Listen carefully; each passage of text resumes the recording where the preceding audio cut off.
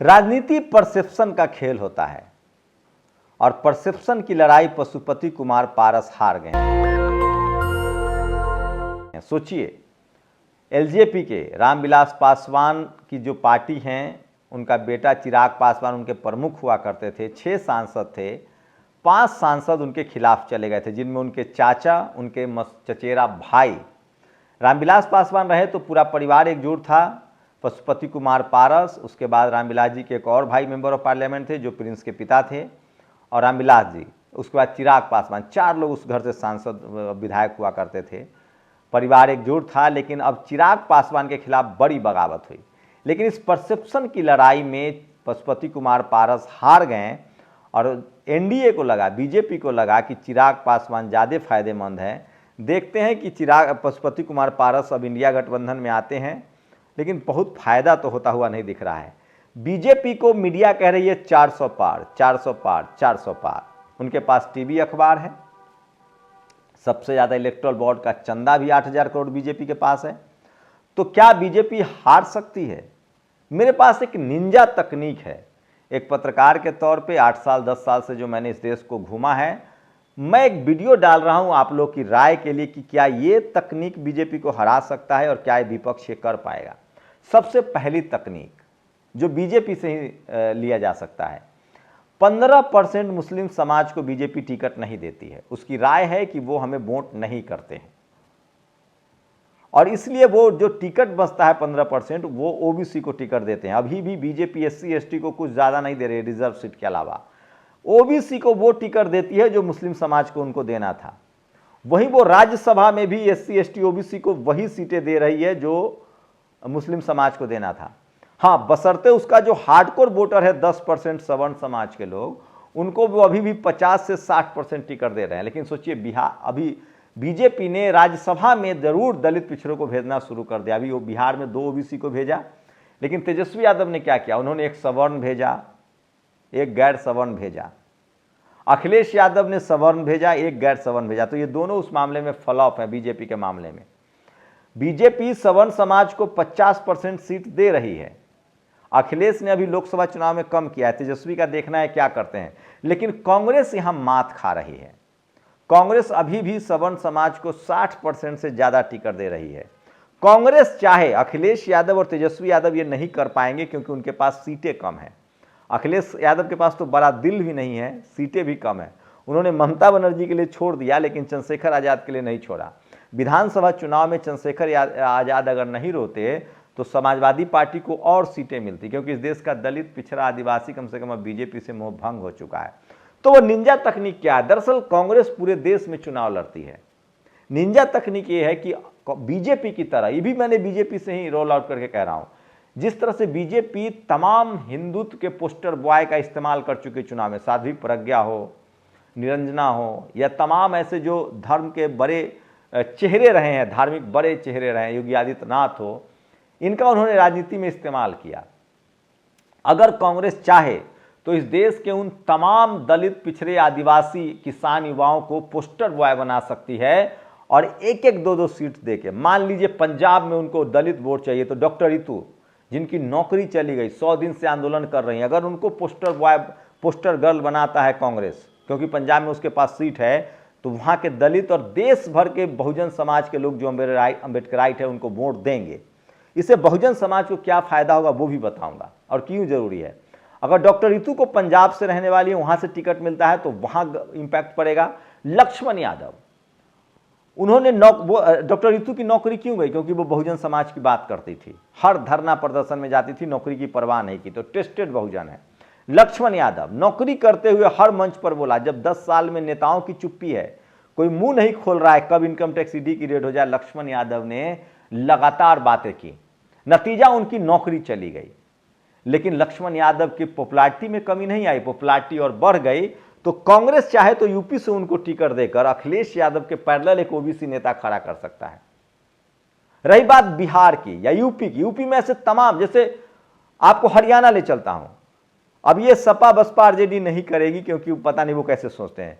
और हरियाणा में कांग्रेस के बड़े दलित चेहरा थे, उनको अध्यक्ष बनाया गया था, लेकिन बात नहीं बनी। वो चले गए आम आदमी पार्टी में, आजाद तंवर साहब। उसके बाद वो चले गया बीजेपी में। वहां एक बड़े चेहरा है दलित समाज के, जो रोज जेल में रहते हैं। अशोक तंवर के बदले सतपाल तंवर को खड़ा किया जा सकता है और वो बहुजन समाज के बड़े चेहरा हो सकते हैं। उसके बाद मैं आपको तमाम जगह पे ले चलूं, बिहार ले चलूंगा। मिरान हैदर आरजेडी के नेता थे, जेल में बंद हैं। उमर खालिद, कन्हैया के साथ वो भी जेल में गए थे, लेकिन कन्हैया नेता हो गए। सवाल है कि कांग्रेस या सपा या बसपा या आरजेडी अगर सवर्ण समाज को टिकट देती है तो वो सवर्ण समाज का वोट नहीं ला पाएंगे। लेकिन आज अगर उमर खालिद को टिकट मिले, मिरान हैदर को टिकट मिले, शर्जील इमाम को टिकट मिले, खालिद सैफी को टिकट मिले, तो एक झटके में इस देश का मुसलमान उस पार्टी को चढ़कर वोट करेगा। क्योंकि आजम खान साहब अब रहे नहीं, तो पूरे देश का मुस्लिम समाज इनको सबसे बड़ा हीरो मानता है और लगता है कि ये लोग पॉलिटिकल प्रिजनर हैं, इनको जेल में बंद रखा गया है, इसका फायदा उठाया जा सकता है। आम आदमी पार्टी ने क्या किया? बाबा साहब की तस्वीर लगाई, भगत सिंह की तस्वीर लगाई और सबसे नया लड़का राघव चड्ढा को पंजाब के मैदान में उतारा और जीत लिया। सोचिए, जेल भेजे जाने के बाद भी आम आदमी पार्टी ने संजय सिंह को दोबारा कंटिन्यू किया, जबकि राजेंद्र पाल गौतम को हटा दिया। तो राजेंद्र पाल गौतम बड़ा नाम हो सकते हैं। जिस तरह से अभी भानु प्रताप को अखिलेश यादव ने टिकट दिया। प्रोफेसर रतन लाल, सोचिए, उन्होंने नौकरी में रहते हुए भी कभी समझौता नहीं किया, जेल तक जाना पड़ा उनको, पुलिस ने अरेस्ट किया, जमानत मिल गई। बिहार से कांग्रेस चाहे तो उनको एक बड़े पोस्टर के तौर पे चेहरा बना सकती है दलित समाज का। और ऐसे इस देश में नहीं, इस देश के हर राज्य में लोग हैं जिनको चाहे, सोचिए, अब ये लोग ना चाहे तो अलग बात है। बीआरएस ने परवीन को अपना चेहरा बना लिया तेलंगाना में। सीमा कुशवाहा बीजेपी में शामिल हो गई। सवर्ण समाज के नेता बीजेपी में जा रहे, उससे कोई फायदा नहीं होगा बीजेपी को। सवर्ण समाज के ऑलरेडी वोट बीजेपी के साथ है। जितने दलित पिछड़े आदिवासी नेता जा रहे हैं उससे फायदा हो रहा है बीजेपी को। यूपी में, बिहार में 4-4, 5-5 दलों से बीजेपी गठबंधन कर रही है। तमाम विवादित पोस्टर बॉय को अपना नेता बना रही है। कांग्रेस को यह करना होगा और वो चाहे तो कर सकती है। और तमाम राज्यों में, जैसे सोचिए, कांग्रेस ने गुजरात में सबसे बेहतरीन परफॉर्मेंस कब किया? पिछले 25 सालों में, जब 3 युवा नेता उसके साथ थे। और तीनों कौन थे? वोकल थे। जिग्नेश मेवानी, जो आज भी उनके साथ हैं, हार्दिक पटेल, अल्पेश ठाकुर, ये तीनों युवा नेता थे। इन्होंने बीजेपी को चना चबा दिया था। बाद में बीजेपी ने हार्दिक पटेल और अल्पेश ठाकुर को तोड़ लिया। तो सवाल है कि बहुजन समाज के जो तमाम दलित पिछड़े आदिवासी, और एक और काम करना चाहिए कांग्रेस को, मुफ्त की सलाह है, वो तमाम नए लड़के, चाहे वो श्रीवास्तव हो, चाहे वो झा हो, चाहे वो मोहित शर्मा हो, वो तमाम युवा लड़का जो पिछले 10 सालों से सोशल मीडिया पर बोल रहा है और जिसकी पॉपुलैरिटी इस देश में किसी भी कांग्रेस के या किसी भी बहुजन दलों के एंकर्स प्रवक्ताओं से ज़्यादा है, उनको टीवी पर मौका देना चाहिए, बोलना चाहिए। क्योंकि ये लोग, इनके पास छुपाने के लिए कुछ नहीं है। इनके पास कोई इनकम टैक्स ईडी इनका कुछ नहीं बिगाड़ लेगी। अरे जिसके पास पैसा, धन संपत्ति नहीं होता है, उसका तो ग्रह नक्षत्र कुछ नहीं बिगाड़ सकता है। और ये लोग जिस तलखी से, जिस तरह से बीजेपी को काउंटर करते हैं, मीडिया को काउंटर करते हैं, एक दिन में काया पलट हो सकता है। मैं इसलिए कह रहा हूं कि कांग्रेस को सोचना पड़ेगा। कांग्रेस के राहुल गांधी जो सोशल जस्टिस की बात कर रहे हैं, वो चाहे तो भारत, हिंदुस्तान के बदले भारत इस्तेमाल कर सकते हैं। 75% आबादी के बदले उनको 85-90% कहना चाहिए, जो बिहार के जाति जनगणना को अगर रोड मैप माने तो हर राज्य में 1-2, मध्य प्रदेश, राजस्थान, छत्तीसगढ़, इन तमाम राज्यों में 1-2 ऐसे बहुजन समाज के बड़े युवा हैं जो लगातार पिछले 10 सालों से जेल खट रहे हैं या सड़कों पर संघर्ष कर रहे हैं, जिन्होंने अपनी नौकरियां गंवाई है और जिनको पूरा देश जानता है। उड़ीसा में मैं ऐसे युवाओं को जानता हूं। आके भी कांग्रेस वाले या तमाम सपा, बसपा, आरजेडी, जेडीयू मुझसे संपर्क कर सकता है। ऐसे तमाम युवाओं को जानता हूं जो अपने दम पर बहुजन समाज के हीरो बने हुए और जिनके एक झटके में आने से 10 करोड़ वोटों का टर्नओवर, इस देश में कम से कम 25 करोड़ अंबेडकराइट वोटर है। पूरे देश की बात कर रहा हूं। जो नेशनल दस्तक को कम से कम 20 करोड़ अंबेडकराइट तो नेशनल दस्तक को देखते हैं, तो ये कम वोट नहीं होता है। 20 करोड़ अंबेडकराइट इस देश को नेशनल दस्तक को देखते हैं। वो अंबेडकराइट वोट है जो किसी कीमत पर बीजेपी के साथ नहीं जाता हुआ दिख रहा है, भले नेता चले जाएं। लेकिन ये वोट तभी इनको मिलेगा, आरजेडी, सपा, बसपा से हटकर, जब कांग्रेस इन समाज के नेताओं को वोट खड़ा करेगा। अब आरजेडी क्यों नहीं कर सकता है? आरजेडी के पास 40 सीटें हैं, 40 सीटें में उनके गठबंधन है और उनके नेता इन्फिनिटी कॉम्प्लेक्स के शिकार हैं। सोचिए, बीजेपी जहां ओबीसी को भेजती है राज्यसभा, तो वो हरियाणा के आदमी को बिहार से भेजते हैं। कांग्रेस छत्तीसगढ़ में इसीलिए हारी क्योंकि उसने रंजीता रंजन और इमरान प्रतापगढ़ी जैसे दूसरे राज्य के लोगों को भेजा, वहां से आदिवासी नाराज थे, छत्तीसगढ़िया लोग नाराज थे, उन्होंने कांग्रेस को हरा दिया। बिहार में तेजस्वी यादव ने जहां एक मनोज झा को भेजा, संजय यादव को भेजा, वहीं बीजेपी ने वहां 2 ओबीसी को भेजा। ये रिप्रेजेंटेटिव ओबीसी के लोग जातियों में बटा समाज है, दलित, पिछड़े, आदिवासी, वो जाति के नाम पर वोट करेंगे। सोचिए, राजभर को वो अपने पाले में लाते हैं, अनुप्रिया पटेल। तो आरजेडी ये कर नहीं पाएगी क्योंकि उनके नेता का अपना इन्फिनिटी कॉम्प्लेक्स है कि कोई नया युवा ना आ जाए बहुजन। उसके बाद अखिलेश यादव को उससे भी ज्यादा इन्फिनिटी कॉम्प्लेक्स है कि कोई नया युवा ना हमारे सामने खड़ा हो जाए।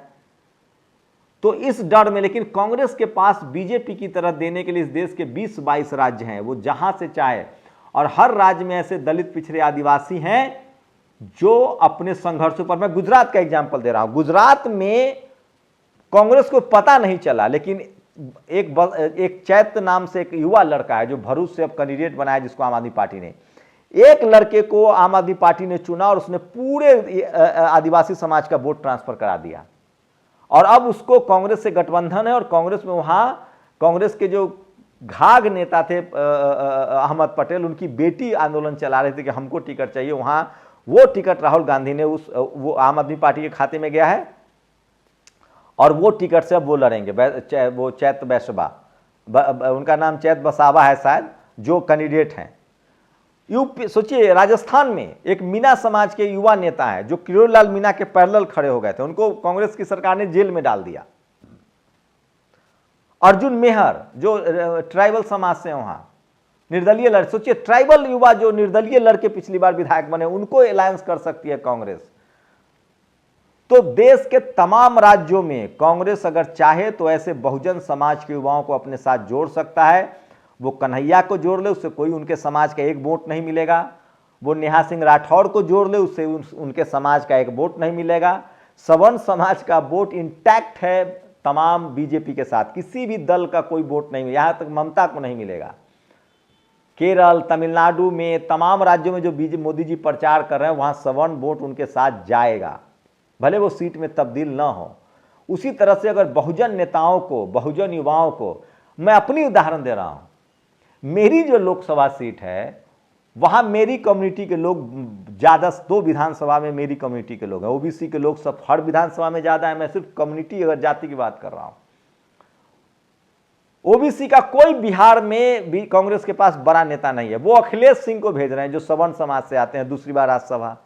अखिलेश सिंह एक वोट नहीं दिला सकते हैं अपने समाज का, कन्हैया एक वोट नहीं। अच्छा बताइए, कन्हैया को फॉलो करने वाले कौन लोग हैं, सवर्ण समाज के लोग या बहुजन? अजीत अंजुम को, रवीश कुमार को, दलित, पिछड़े, आदिवासी, अल्पसंख्यक किसान है जो फॉलो कर रहे हैं। सवर्ण समाज, इनको कमेंट बॉक्स में जाइए, नफरत करते हैं इनसे। तो सवाल है कि नेहा राठौर हो या कन्हैया हो, ये सब वोट नहीं दिला सकते हैं कांग्रेस को। हरियाणा में ये एक दलित युवा नेता है, जेएनयू से पढ़े लिखे हैं, उनको खड़ा करें। तो कांग्रेस को तमाम राज्यों में दलित, पिछड़े, आदिवासी के उन नेताओं को, युवाओं को खड़ा करना पड़ेगा जो सड़कों पर संघर्ष कर रहे हैं, जो खाक छान रहे हैं। मेरे जिला में 2 लोकसभा सीट है, एक हाजीपुर और एक वैशाली। हाजीपुर से रामविलास जी चुनाव लड़ते हैं, जीतते हैं, वो रिजर्व सीट है। अभी पशुपति पारस है, अच्छी बात है, हमें कोई आपत्ति नहीं है। वैशाली जिला का जो सीट है, जो आरजेडी सवर्ण समाज को देती थी, रघुवंश बाबू होते थे, अब वो रहे नहीं, वो एनडीए में वो चिराग पासवान के पास सीट गया। चिराग पासवान वहां सवर्ण को सीट देंगे, किसी सवर्ण को कैंडिडेट बनाएंगे। तेजस्वी यादव भी वहां किसी सवर्ण को बनाएंगे, उसके देखा देखी। वो मुझे टिकट थमा दे एनडीए गठबंधन, मैं चुनाव जीत के दिखा दूंगा, क्योंकि मुझे इस देश के दलित भी प्यार करते हैं, आदिवासी भी प्यार करते हैं, ओबीसी मैं हूं, और अल्पसंख्यक समाज के लोग भी प्यार करते हैं, क्योंकि मैं पिछले 10 सालों से बिना किसी मदद के उस समाज की बात कर रहा हूं। लेकिन सोचिए बीजेपी क्या करती है, जहां जहां सवर्ण को टिकट देगी इंडिया गठबंधन या आरजेडी, सपा, बसपा, वहां वहां बीजेपी बहुजन को टिकट देगी।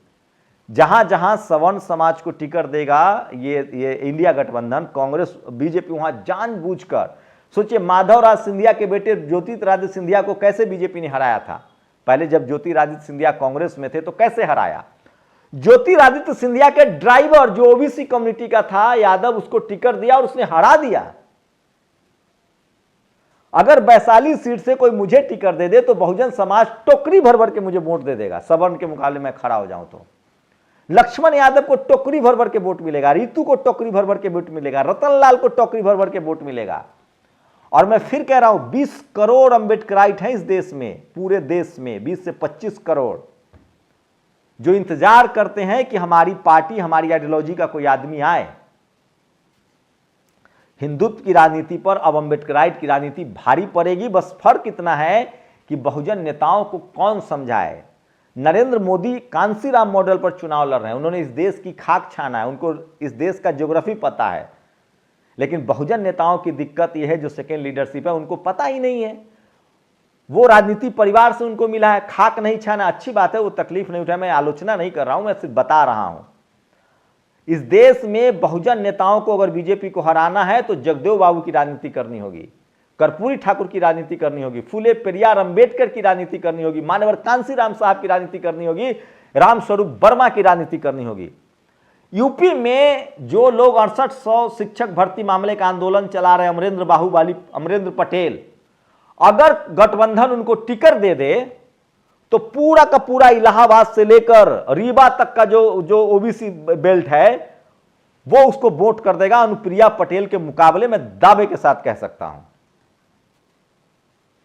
तो सोशल मीडिया ने तमाम बहुजन और कांग्रेस प्रवक्ता बनाए उन लोगों को जो नए युवा हैं, वो मैं नाम भूल रहा हूं, मोहित शर्मा, अनुराग ओझा, श्रीवास्तव, ऐसे लोगों को प्रवक्ता बनाए जो डंके की चोट पर बिना अपना खर्चा करके 10 साल से लड़ रहे हैं। लेकिन चूंकि हम लोग के पास टीवी नहीं है, अखबार नहीं है, ये बात दूर तक पहुंचेगी नहीं। लेकिन मैंने सोशल मीडिया पर मुझे लगा कि ये बात बतानी चाहिए। मैं आज भी कह रहा हूं, यूपी से कोई उपकार बाबरा को टिकट थमा दे जो जेल में रह के आए हैं, चंद्रशेखर आजाद, सतपाल तंवर, बिहार में मिरान हैदर, उमर खालिद, खालिद सैफी, शर्जील इमाम, इन लोगों को अगर टिकट मिलता है, अगर इंडिया गठबंधन विपक्षी दल टिकट देता है, क्योंकि ये लोग बीजेपी के साथ नहीं जा सकते हैं, चाहे ये मर जाएंगे जेल में, बीजेपी के साथ नहीं जाएंगे, सोशल जस्टिस के खिलाफ नहीं जाएंगे। लेकिन इससे बहुजन समाज के लोग कहेंगे कि मैं बहुजन समाज का इससे ये फायदा होगा, अगर ये लोग सड़कों पर तिल तिल करके मर गए, चाहे मैं हूं या तमाम लोग, तो फिर बहुजन समाज में कोई पत्रकार और कोई सोशल समाज सेवी और आंदोलनकारी पैदा नहीं होगा। और अगर इन लोगों को सम्मान मिला तो सरकार किसी की भी रहे, डंके की चोट पर संविधान बचाने के लिए, देश बचाने के लिए, बहुजन आंदोलन को बचाने के लिए हर घर में doctor Ritu, doctor Laxman, doctor Ratanlal, Sharjeel Imam, Umar Khalid, Khalid Saifi जैसे लोग आएंगे, क्योंकि वो पॉलिटिकल प्रिजनर है, ये देश जानता है। हर घर में शंभू कुमार सिंह बनेगा, लोगों को लगेगा कि देखो ये लोगों ने डंके की चोट पर लड़ाई की तो पार्टी भी इनके साथ खड़ी है, समाज भी इनके साथ खड़ा है। लेकिन अगर ये लोग तिल तिल कर मरने के लिए मजबूर हो गए तो लगेगा कि नहीं भैया, इन लोगों की तो बहुत दुर्दशा हो गई, इनको हटाओ। और बीजेपी से सीखिए, बीजेपी कैसे कैसे लोगों को चुनाव लड़ाती है। सूर्या कुमार, उसका क्या एमएसपी है, कट्टर हिंदू। साध्वी प्रज्ञा की यूएसपी क्या थी, कट्टर हिंदू। तो तमाम विपक्षी दलों को, अखिलेश यादव हो, तेजस्वी यादव हो या कांग्रेस हो या कोई भी पार्टी, अगर इस वीडियो को देख रहे हैं तो समझिए आपको बहुजन समाज के उन पोस्टर बॉय को चुनाव लड़ाना होगा जो सोशल जस्टिस की लड़ाई लड़ रहे हैं, जो जेल जा रहे हैं, जो सड़कों की खाक छान रहे हैं। उसमें चंद्रशेखर भी एक नाम है, उसमें हिमांशु वाल्मीकि भी एक नाम है, उसमें सतपाल तंवर भी एक नाम है, लक्ष्मण यादव भी नाम है, डॉक्टर रितु भी नाम है, रतन लाल भी नाम है, सूरज मंडल भी नाम है, उमर खालिद भी वो नाम है। उसी केस में कन्हैया हीरो हो गया, उमर खालिद जेल में है। और तमाम बीजेपी के अलावा जितने दल सवर्ण समाज को टिकट दे रहे हैं वो अपना टिकट पानी में फेंक रहे हैं। अगर ये वीडियो आपको पसंद आया, अगर आपको लगता है कि ये सही है तो इसको घर घर शेयर कीजिए, पहुंचाइए, ताकि हमारे बहुजन नेताओं की आंखें खुले। शुक्रिया। नेशनल दस्तक की आपसे गुजारिश है कि अगर इसको बचाना चाहते हैं तो नेशनल दस्तक को सब्सक्राइब करने के लिए रेड कलर के सब्सक्राइब बटन को दबाएं, फिर बेल आइकन की घंटी दबाएं। नेशनल दस्तक को बचाने के लिए बहुत जरूरी है कि हर खबर को शेयर करें, लाइक करें, कमेंट जरूर करें।